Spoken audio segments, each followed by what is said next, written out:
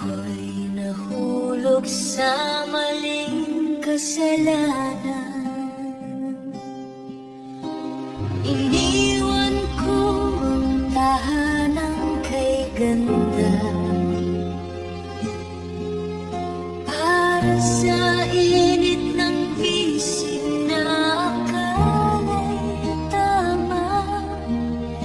Ang akala